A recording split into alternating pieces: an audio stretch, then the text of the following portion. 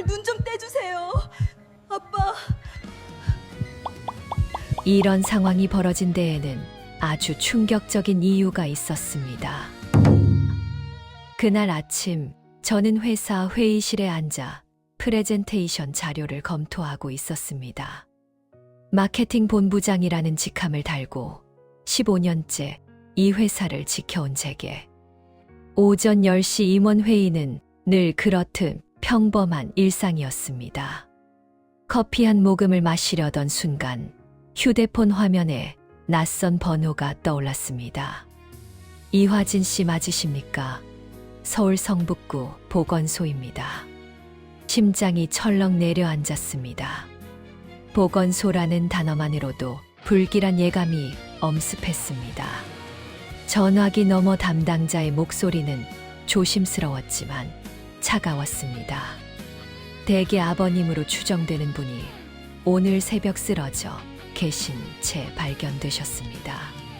지갑에서 따님 연락처를 찾았습니다. 손이 떨렸습니다. 아버지. 그 단어가 제 입에서 나온 게 얼마 만인지 기억조차 나지 않았습니다. 30년, 정확히 30년 전 제가 22살이던 그해 여름 이후로 아버지와 저는 남남이 되었습니다. 병원으로 달려가는 택시 안에서 창밖 풍경은 흐릿하게 번져갔습니다. 머릿속은 온통 그날의 기억으로 가득했습니다. 1995년 7월 폭염이 기승을 부리던 그 여름날, 대학교 4학년이던 저는 졸업 후 진로를 놓고 아버지와 격렬하게 다퉜습니다. 마케팅, 그게 뭔 개소리야. 내 딸이 그딴 불안정한 일을 한다고. 아버지는 제가 대기업 공채에 지원하는 것을 극렬히 반대했습니다. 초등학교 교사로 평생을 살아온 아버지에게 기업의 세계는 너무 낯설고 위험해 보였던 모양입니다. 하지만 저는 달랐습니다. 저는 제 꿈을 포기할 수 없었습니다. 아빠는 모르세요. 세상이 어떻게 변하고 있는지. 저는 제 인생을 살고 싶어요. 그날 밤 저는 집을 나왔습니다. 친구 집 소파에서 일주일을 버티다가 겨우 구한 고시원 방으로 거처를 옮겼습니다. 아버지에게 먼저 연락하지 않겠다고 다짐했습니다. 그분이 먼저 사과하기 전까지는 절대로. 하지만 아버지도 똑같은 생각이었던 모양입니다. 한 달이 지나고 1년이 지나고 10년이 흘렀습니다. 서로에게 먼저 손 내미는 사람은 없었습니다. 저는 회사에서 인정받으며 승승장구했고 아버지는 정년 퇴직 후 혼자 살고 계신다는 소식만 어머니의 제삿날 친척을 통해 전해 들었을 뿐입니다. 중환자실 문 앞에 섰을 때 다리에 힘이 풀렸습니다. 하얀 가운을 입은 의사가 차트를 보며 말했습니다. 급성 심근경색입니다. 발견이 많이 늦었어요. 지금 상태가 매우 위중합니다. 유리문 너머로 보이는 아버지의 모습은 제 기억 속 그분과 너무 달랐습니다. 옛날엔 그렇게 우람하고 건강해 보이시던 분이 이제는 앙상한 뼈와 주름으로 가득한 노인이 되어 계셨습니다. 산소 마스크 너머 파리한 얼굴, 가느다란 팔에 꽂힌 수액줄들, 심전도 모니터의 불규칙한 신호음이 방 안을 채웠습니다. 간호사가 건넨 투명 봉투 안에는 아버지의 소지품이 들어 있었습니다. 낡은 지갑, 반쯤 닳아버린 손목시계, 그리고 낡은 수첩 한 권. 손이 떨리는 채로 수첩을 펼쳤을 때 제 이름이 적힌 페이지가 눈에 들어왔습니다. 화진아. 단 세 글자였지만 그 아래 빼곡하게 적힌 글씨들은 제 심장을 얼어붙게 만들었습니다. 오늘도 내 소식을 듣지 못했다. 회사 홈페이지에서 내 사진을 봤어. 본부장이 되었다며. 아빠는 자랑스럽다. 미안하다. 그때 내가 내 말을 들어줬어야 했는데. 용서해다오. 같은 문장들이 날짜만 바뀌어 가며 수백 번 반복되어 있었습니다.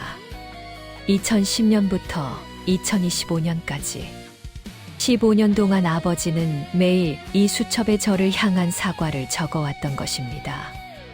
마지막 페이지에는 편지가 한 장 끼워져 있었습니다. 편지지는 누렇게 빛바랜 상태였고 잉크는 번져 있었습니다. 화진아, 아빠가 틀렸다. 내가 옳았어. 넌 훌륭한 사람이 되었구나. 아빠는 그저 내가 다치지 않길 바랐을 뿐이야. 세상이 너를 함부로 대할까봐 무서웠어. 하지만 그게 널 더 아프게 했구나. 미안하다. 정말 미안하다. 아빠가 먼저 손 내밀지 못한 게 평생의 후회야. 사랑한다. 내가 이 편지를 읽을 때쯤이면 아빠는 아마 내 앞에 없을 거야. 그래도 괜찮아. 넌 잘 살아갈 테니까. 마지막으로 한 가지만 부탁할게. 아빠를 미워하지 말아다오. 아빠는 그저 서툰 아버지였을 뿐이야. 편지를 쥔 손이 떨렸습니다. 눈물이 멈추지 않았습니다. 30년. 우리는 30년이라는 시간을 서로를 향한 자존심 때문에 허비했습니다. 저는 아버지가 완고하고 구시대적이라고 생각했습니다. 하지만 아버지는 그저 저를 사랑하는 방법을 몰랐던 것뿐이었습니다. 중환자실 문이 열렸습니다. 의료진이 급하게 뛰어들어갔고 심전도 모니터의 경고음이 길게 울렸습니다. 제 다리는 저절로 움직였습니다. 유리문을 밀고 들어가 아버지의 손을 붙잡았습니다. 차갑고 거칠었던 그 손. 어렸을 적 제 손을 꼭 잡고 학교까지 데려다 주시던 그 손. 아빠, 제발 눈 좀 떠주세요. 아빠. 하지만 아버지는 대답하지 않으셨습니다. 심전도는 평평한 직선을 그렸고 의사는 고개를 저었습니다. 시간은 오전 11시 43분. 2025년 11월 29일. 저는 아버지를 영원히 잃었습니다. 그리고 그날 이후 제 인생은 완전히 달라졌습니다. 장례식장은 텅 비어 있었습니다. 조문객은 저와 먼 친척 2명, 그리고 아버지의 옛 동료, 교사 한 분뿐이었습니다. 30년이라는 시간은 한 사람의 인간관계마저 앗아가 버렸습니다. 영정 속 아버지는 젊은 시절의 모습이었습니다. 저를 안고 활짝 웃고 계신 사진. 제가 초등학교에 입학하던 날 찍은 것이었습니다. 장례를 치르고 아버지의 집을 정리하러 갔을 때 저는 처음으로 아버지가 어떻게 살아오셨는지 알게 되었습니다. 성북구 끝자락, 낡은 빌라 3층. 문을 열자 곰팡이 냄새와 함께 고독의 흔적들이 쏟아져 나왔습니다. 거실 한쪽 벽면 전체가 저에 관한 것들로 가득했습니다. 신문 스크랩, 회사 홍보 자료에서 오려낸 제 사진, 업계 잡지 인터뷰 기사. 아버지는 제 이름이 나올 때마다 빠짐없이 모아두셨던 것입니다. 벽면을 가득 채운 스크랩북은 총 12권이었습니다. 첫 번째 스크랩북을 펼쳤습니다. 1996년 3월 제가 대기업에 합격했다는 대학교 신문 기사가 붙어 있었습니다. 아버지의 메모가 연필로 적혀 있었습니다. 합격했구나. 축하한다. 아빠가 틀렸어. 미안하다. 두 번째 페이지에는 1998년 저의 첫 프로젝트 성공 사례가 실린 경제지 기사가 있었습니다. 역시 아버지의 글씨로 메모가 적혀 있었습니다. 자랑스럽다. 정말 자랑스럽다. 내가 옳았어. 책장을 넘길 때마다 아버지의 후회와 그리움이 물밀듯 밀려왔습니다. 2005년 제가 과장으로 승진했을 때, 2012년 차장이 되었을 때, 2018년 부장을 거쳐 2020년 본부장이 되었을 때, 모든 순간을 아버지는 멀리서 지켜보고 계셨던 것입니다. 서랍장을 열었을 때는 더 충격적이었습니다. 서랍 가득 제 회사 앞에서 찍은 사진들이 들어 있었습니다. 출근하는 제 뒷모습, 점심시간에 동료들과 식당으로 향하는 모습, 회식 후 택시를 타는 장면. 사진 뒷면마다 날짜와 짧은 문장이 적혀 있었습니다. 2010년 4월 12일. 오늘은 내가 웃고 있더구나. 다행이다. 2015년 9월 3일.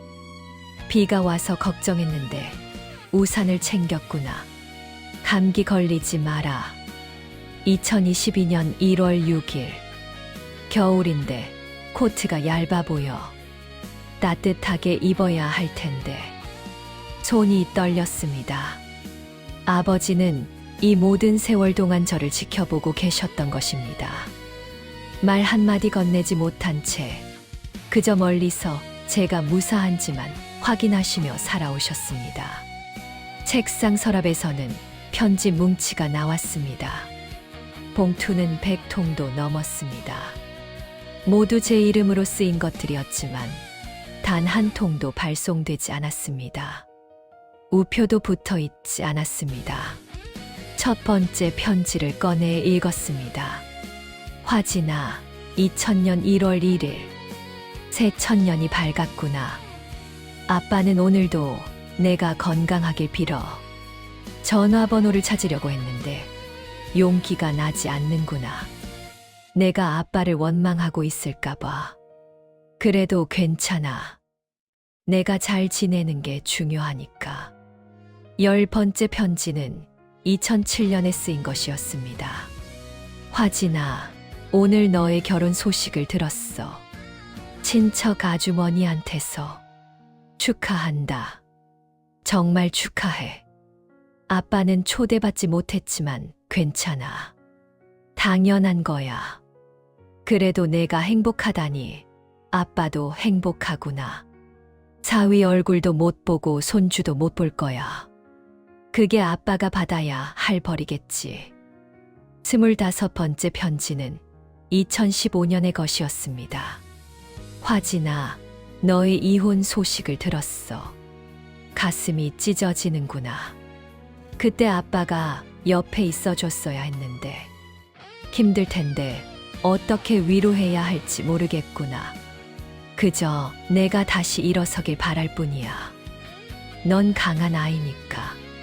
편지를 읽으면서 눈물이 멈추지 않았습니다. 아버지는 제 인생의 모든 순간을 알고 계셨습니다. 저의 기쁨도, 슬픔도, 아픔도. 하지만 단 한 번도 제 곁에 다가오지 못하셨습니다.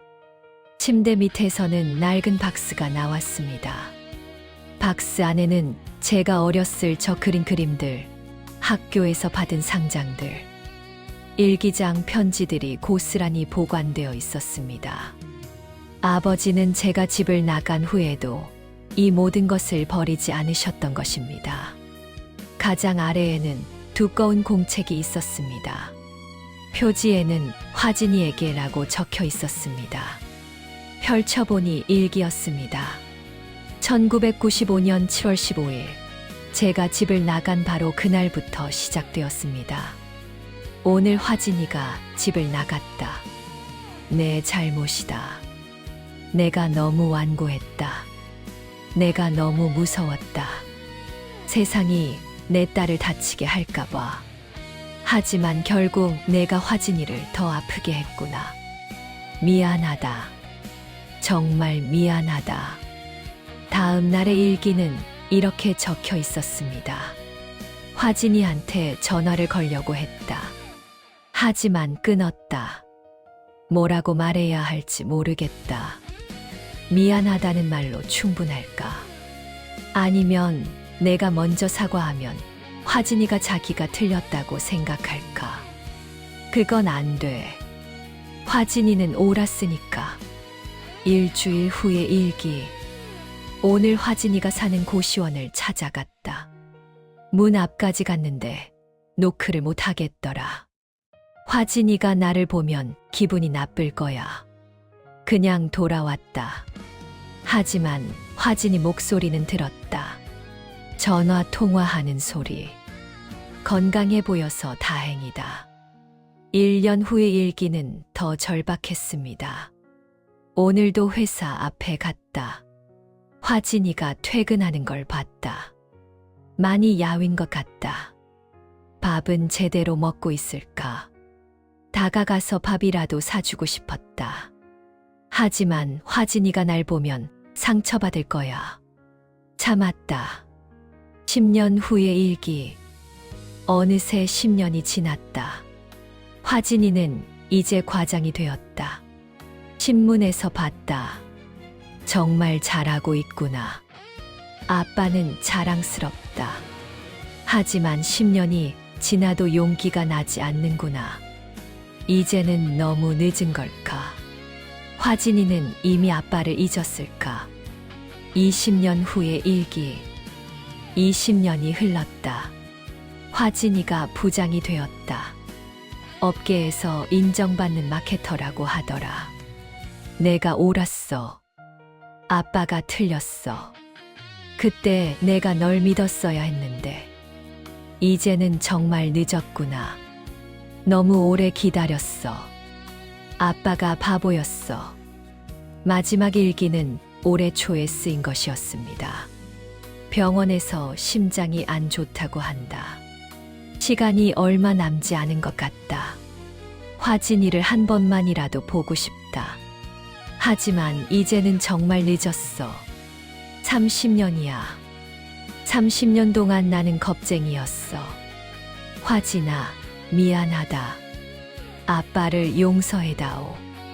공책을 덮었을 때 방 안은 고요했습니다. 아버지의 30년은 오직 저를 향한 그리움과 후회로 가득했습니다. 아버지는 단 하루도 저를 잊지 않으셨습니다. 매일매일 저를 생각하시며 저를 그리워하시며 저에게 다가가지 못하는 자신을 자책하며 사셨습니다. 저는 아버지를 완고하고 답답한 사람이라고만 생각했습니다. 하지만 아버지는 그저 사랑하는 방법을 몰랐던 것뿐이었습니다. 딸을 지키려다 딸을 잃었고, 딸을 사랑하면서도 딸에게 다가가지 못했던 한 사람의 아버지였습니다. 그리고 저는 그 모든 것을 너무 늦게 알아버렸습니다. 아버지의 집을 정리하던 중 장롱 깊숙한 곳에서 낡은 서류 가방이 나왔습니다. 가방은 먼지로 뒤덮여 있었고 자물쇠는 녹슬어 있었습니다. 억지로 열자 안에서 두꺼운 파일 하나가 나왔습니다. 표지에는 1995년 7월이라고만 적혀 있었습니다. 파일을 펼치는 순간 심장이 멎는 것 같았습니다. 첫 페이지에는 병원 진단서가 있었습니다. 서울대학교 병원 1995년 7월 1일자. 환자명은 이화진. 제 이름이었습니다. 진단명 급성 골수성 백혈병 의심. 추가 정밀 검사 필요. 손이 떨렸습니다. 백혈병. 저는 그런 진단을 받은 적이 없었습니다. 아니, 기억이 나지 않았습니다. 그때 저는 대학교 4학년이었고 취업 준비에 여념이 없었습니다. 몸이 조금 피곤하다고 생각했지만 그저 스트레스 때문이라고만 여겼습니다. 다음 페이지에는 더 자세한 검사 결과지가 있었습니다. 혈액 검사, 골수 검사, CT 촬영 결과. 모든 수치가 비정상이었습니다. 의사의 소견서에는 이렇게 적혀 있었습니다. 환자는 급성골수성 백혈병 초기 단계로 추정됨.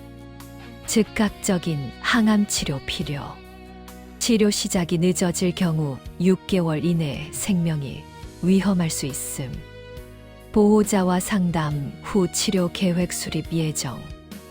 그 아래에는 아버지의 필체로 메모가 적혀 있었습니다. 화진이한테는 절대 알리지 말 것. 취업 준비 중. 스트레스 받으면 안 됨. 다음 서류는 더 충격적이었습니다. 서울대병원 혈액종양내과 김영수 교수와 아버지의 상담 기록이었습니다. 1995년 7월 3일. 보호자부 이정은 씨와 면담. 환자에게 병명 고지를 거부함. 환자가 현재 취업 준비 중이며 심리적 충격을 우려함. 보호자가 단독으로 치료 결정을 내리겠다고 함.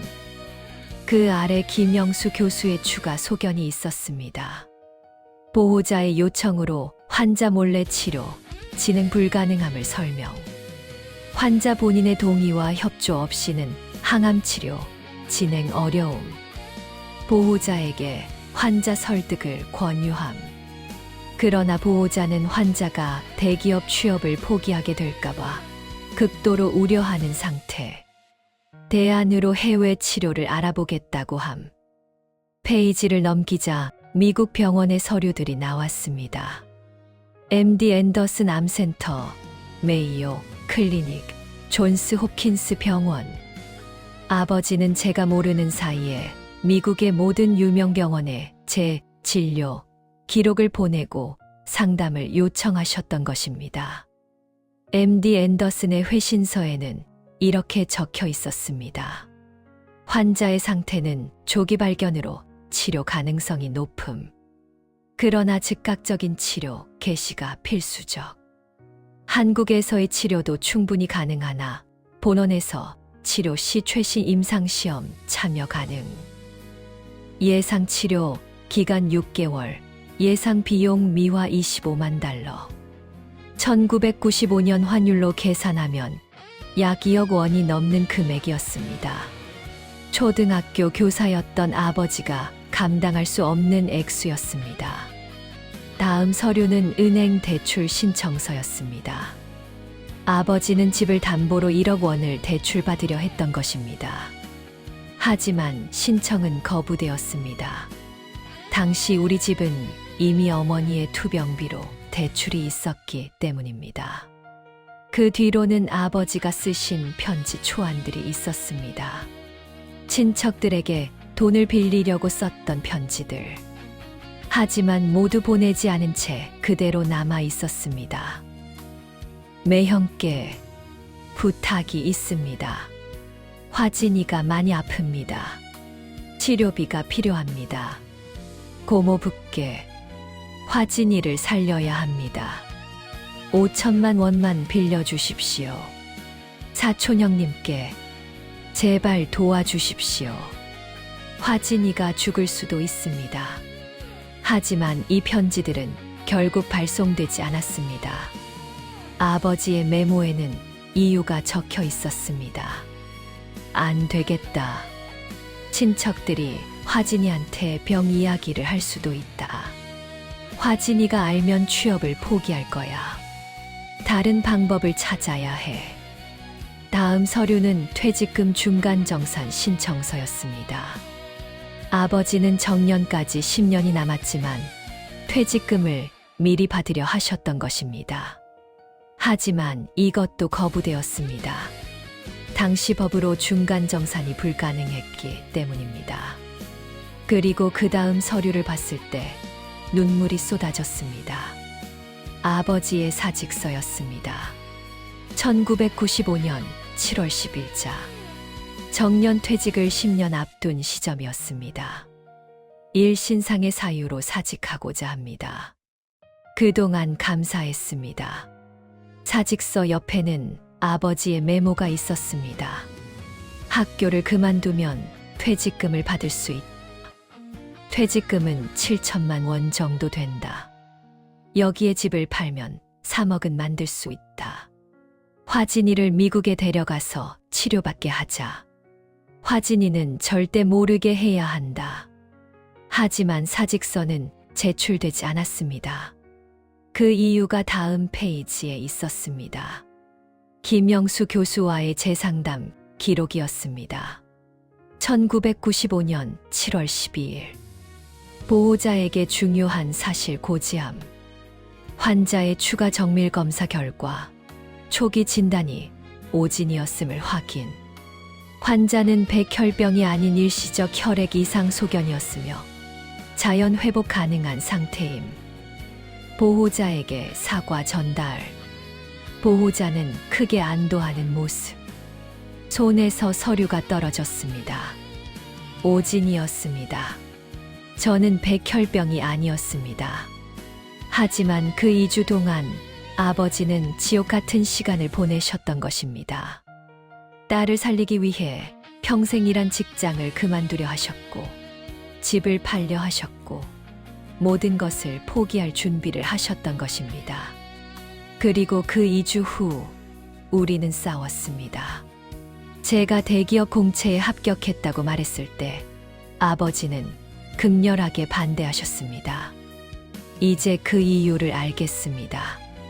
아버지는 제가 다시 아플까봐, 제가 무리해서 건강을 해칠까봐 두려우셨던 것입니다. 파일 맨 마지막에는 아버지가 쓴 편지가 있었습니다. 날짜는 1995년 7월 15일. 제가 집을 나간 바로 그날이었습니다. 화진아, 아빠는 2주 전에 내가 죽을 수도 있다는 말을 들었어. 그 순간 아빠의 세상이 무너졌어. 너 없는 세상은 의미가 없었어. 아빠는 모든 걸 포기할 준비를 했어. 직장도, 집도, 자존심도. 내가 살 수 있다면 아빠는 뭐든 할 수 있었어. 다행히 오진이었어. 넌 건강했어. 하지만 아빠는 그 공포를 잊을 수가 없어. 대기업이 뭐가 대수야. 내가 밤늦게까지 일하다가 쓰러지면 어떡해. 내가 스트레스 받아서 또 아프면 어떡해. 아빠는 그게 무서워. 너를 잃을까봐 무서워. 하지만 넌 그걸 이해 못하겠지. 아빠가 그냥 답답한 꼰대로 보이겠지. 괜찮아. 아빠는 내가 오해해도 좋아. 내가 아빠를 미워해도 좋아. 내가 건강하게만 살아준다면. 편지를 읽는 내내 눈물이 멈추지 않았습니다. 아버지는 저를 막으려던 게 아니었습니다. 저를 지키려 하셨던 것입니다. 저는 아버지가 제 꿈을 짓밟는다고 생각했습니다. 하지만 아버지는 그저 제가 살아있기를 바라셨던 것뿐이었습니다. 그리고 그 오해 때문에 우리는 30년을 헤어져 지냈습니다. 저는 아버지가 완고하고 구시대적이라고 비난했고, 아버지는 그 모든 오해를 혼자 껴안은 채 침묵하셨습니다. 진실을 말씀하시면 제가 죄책감에 시달릴까봐, 제 인생이 무거워질까봐. 아버지는 끝까지 저를 지키려 하셨던 것입니다. 오해받는 것조차 감수하면서 서류를 쥔 채 그대로 주저앉았습니다. 바닥은 차갑고 딱딱했지만 제 몸은 움직이지 않았습니다. 30년 동안 저는 아버지를 오해했습니다. 30년 동안 아버지는 그 오해를 안고 살아오셨습니다. 아빠. 목소리가 떨렸습니다. 텅 빈 방 안에 제 목소리만 메아리 쳤습니다. 아무도 대답하지 않았습니다. 아버지는 이미 이 세상에 계시지 않았습니다. 가슴이 찢어지는 것 같았습니다. 숨을 쉴 수가 없었습니다. 눈물이 쏟아졌지만 소리는 나오지 않았습니다. 목구멍이 막힌 것처럼 답답했습니다. 손으로 바닥을 짚었지만 힘이 들어가지 않았습니다. 미안해요, 아빠. 미안해요. 말이 나오기 시작하자 멈출 수가 없었습니다. 울음이 터져 나왔습니다. 30년 동안 참았던 모든 감정이 한꺼번에 폭발했습니다. 제가 몰랐어요. 아빠가 그렇게 무서워하고 계셨는지, 제가 아플까봐 그렇게 걱정하셨는지. 저는 아빠가 제 꿈을 막는다고만 생각했어요. 제 인생을 간섭한다고만 생각했어요. 서류를 꼭 쥐었습니다. 종이가 구겨졌지만 놓을 수가 없었습니다. 이것이 아버지가 남기신 마지막 진실이었습니다. 왜 말씀 안 하셨어요? 왜 그때 저한테 말씀하지 않으셨어요? 제가 아팠다고, 아빠가 얼마나 무서웠는지, 저를 얼마나 지키고 싶었는지, 왜 혼자 다 안고 가셨어요? 하지만 답은 이미 알고 있었습니다. 아버지는 제가 죄책감을 느낄까봐, 제 인생이 무거워질까봐 침묵하셨던 것입니다. 저를 지키기 위해 오해받는 것조차 감수하셨던 것입니다. 벽에 걸린 시계가 째깍거리는 소리만 들렸습니다. 시간은 계속 흘렀지만 저는 그 자리에서 움직일 수가 없었습니다. 머릿속에는 지난 30년의 순간들이 주마등처럼 지나갔습니다. 대학교 졸업식 날, 저는 혼자 사진을 찍었습니다. 친구들은 모두 부모님과 함께였지만 저는 삼각대에 카메라를 올려놓고 셀프 타이머로 찍었습니다. 그날 저는 이렇게 생각했습니다. 아빠는 제 인생에서 필요 없는 사람이라고. 첫 월급을 받았을 때 저는 혼자 고깃집에 가서 삼겹살을 먹었습니다. 옆 테이블에서는 딸이 아버지에게 고기를 구워드리고 있었습니다. 저는 그 모습을 보면서 이렇게 생각했습니다. 나는 저렇게 할 필요가 없다고. 아빠는 나를 이해하지 못하는 사람이니까. 결혼식 날 아버지 자리는 비어 있었습니다. 하객들이 물었습니다. 신부 아버님은 어디 계시냐고. 저는 짧게 대답했습니다. 연락이 안 된다고. 그날 저는 이렇게 생각했습니다. 아빠가 없어도 나는 행복할 수 있다고. 이혼 서류에 도장을 찍던 날, 집에 돌아와 혼자 소주를 마셨습니다. 취해서 핸드폰을 들었습니다. 전화번호부에서 아빠를 찾았습니다. 하지만 저장된 번호는 없었습니다. 그날 저는 이렇게 생각했습니다. 어차피 아빠한테 전화해도 위로받지 못할 거라고. 본부장 승진 발표가 났을 때 동료들이 축하해 주었습니다. 저는 웃으면서 감사하다고 말했습니다.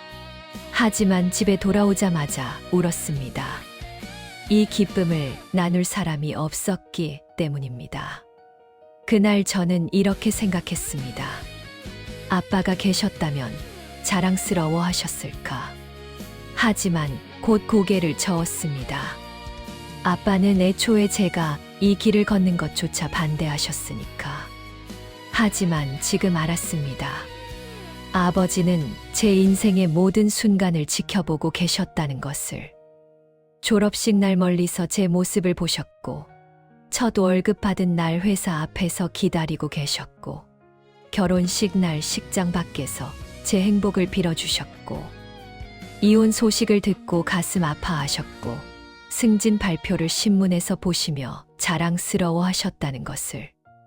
저는 아버지 없이도 잘 살 수 있다고 믿었습니다. 하지만 사실은 아버지가 없었다면 저는 존재하지도 못했을 것입니다. 1995년 그 2주 동안 아버지는 저를 살리기 위해 모든 것을 포기할 준비를 하셨습니다. 저는 그것도 모른 채 아버지를 원망하며 살았습니다. 아빠, 저 정말 몰랐어요. 아빠가 저를 그렇게 사랑하셨는지, 제가 얼마나 소중했는지. 저는 아빠가 저를 통제하려 한다고만 생각했어요. 하지만 아빠는 그저 저를 지키고 싶으셨던 거죠. 눈물이 계속 흘렀습니다. 닦아도 멈추지 않았습니다. 제가 취업했을 때 아빠가 반대하셨잖아요. 저는 그게 너무 화났어요. 제 꿈을 짓밟는다고 생각했어요. 하지만 아빠는 제가 과로해서 쓰러질까봐 무서웠던 거죠. 제가 다시 아플까봐 두려웠던 거죠. 벽에 걸린 스크랩북이 눈에 들어왔습니다. 제 모든 순간이 담긴 그 책들. 아빠는 제가 성공할 때마다 기뻐하셨어요. 멀리서 지켜보시면서. 하지만 저는 아빠가 제 성공을 인정하지 않는다고 생각했어요. 제가 얼마나 어리석었는지. 목소리가 떨렸습니다. 말을 이어가기가 힘들었습니다. 30년이요, 아빠. 30년 동안 저희는 함께 할 수 있었어요. 밥 한 끼 같이 먹을 수 있었어요. 커피 한 잔 마시면서 이야기 나눌 수 있었어요. 손 한 번 잡아드릴 수 있었어요. 하지만 저는 그 모든 시간을 버렸어요. 제 자존심 때문에, 제 오해 때문에 가슴이 터질 것 같았습니다. 후회가 온몸을 짓눌렀습니다. 아빠, 제가 정말 하고 싶었던 말이 있어요. 이제야 할 수 있는 말이에요. 아빠, 사랑해요. 정말 사랑해요. 저를 그렇게 지켜주셔서 감사해요. 저를 포기하지 않으셔서 감사해요. 30년 동안 혼자 아파하시면서도 저를 원망하지 않으셔서 감사해요. 하지만 이 말들은 이제 아버지께 닿지 않았습니다. 아버지는 이미 떠나셨습니다. 제 사랑도, 제 사과도, 제 감사도 전하지 못한 채. 아빠, 한 번만이라도 좋으니까 돌아와 주세요. 제가 잘못했다고 말할게요. 아빠가 옳았다고 말할게요. 아빠 품에 안겨서 울고 싶어요. 어렸을 때처럼. 아빠, 제발. 목이 메었습니다. 더 이상 말이 나오지 않았습니다. 방 안은 고요했습니다. 제 흐느낌만 공간을 채웠습니다. 창밖으로 해가 지고 있었습니다. 석양빛이 방 안으로 스며들었습니다. 아버지가 매일 저녁 이 창가에 앉아 계셨을 것입니다. 저를 생각하시면서, 저를 그리워하시면서. 아빠, 이제야 알았어요. 아빠가 제 인생에서 가장 소중한 사람이었다는 거. 아빠 없이는 제가 여기까지 올 수 없었다는 거. 아빠의 사랑이 얼마나 깊고 넓었는지. 서류를 가슴에 안았습니다. 이것이 아버지가 남기신 마지막 선물이었습니다. 뒤늦은 깨달음. 너무 늦어버린 진실. 미안해요, 아빠. 정말 미안해요. 사랑해요. 정말 사랑해요. 그날 밤, 저는 아버지의 빈 방에서 아침까지 울었습니다. 30년의 시간을 되돌릴 수 없다는 것을 알면서도 그저 울 수밖에 없었습니다. 후회는 언제나 너무 늦게 찾아옵니다. 한 달이 지났습니다.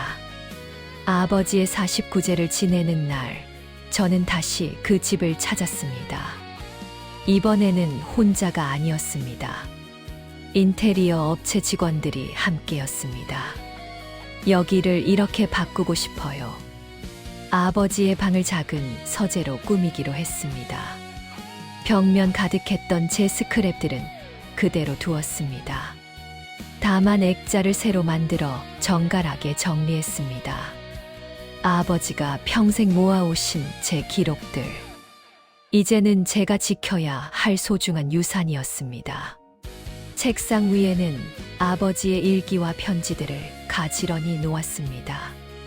그리고 그 옆에 새 공책 한 권을 펼쳐 놓았습니다. 첫 페이지에는 이렇게 적었습니다.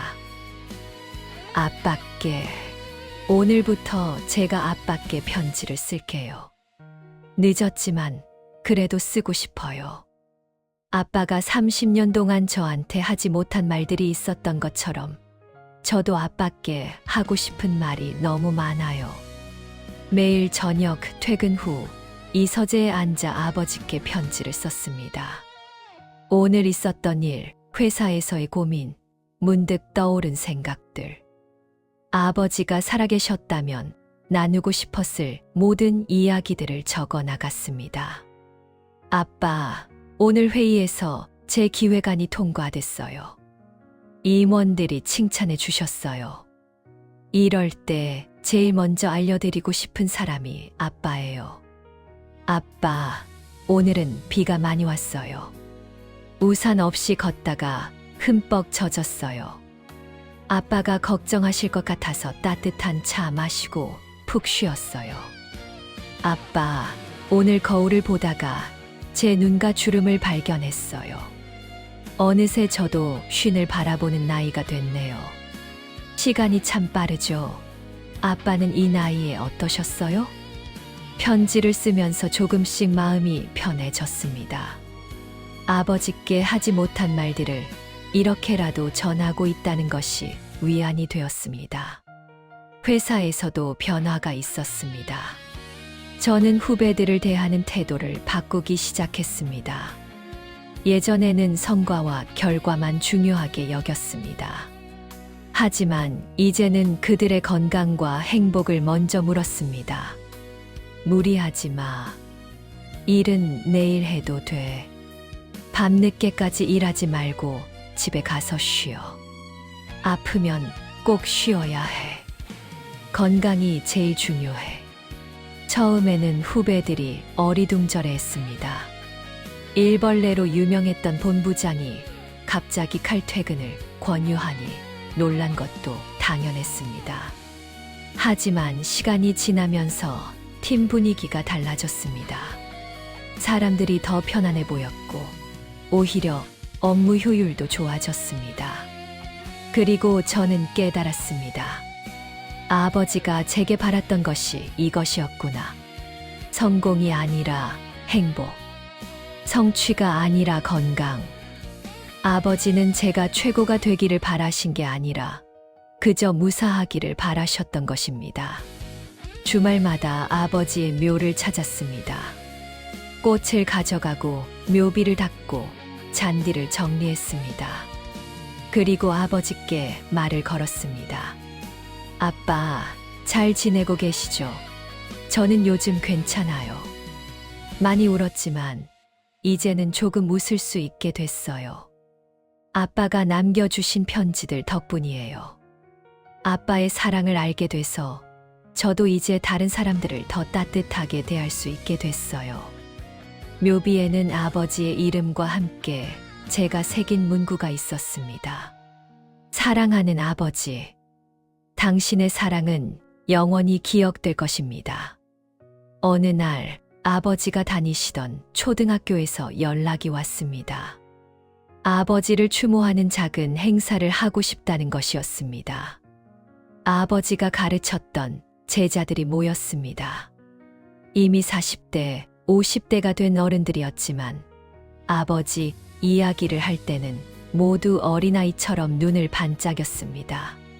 선생님은 정말 따뜻한 분이셨어요. 한 번도 소리 지르신 적이 없으셨어요.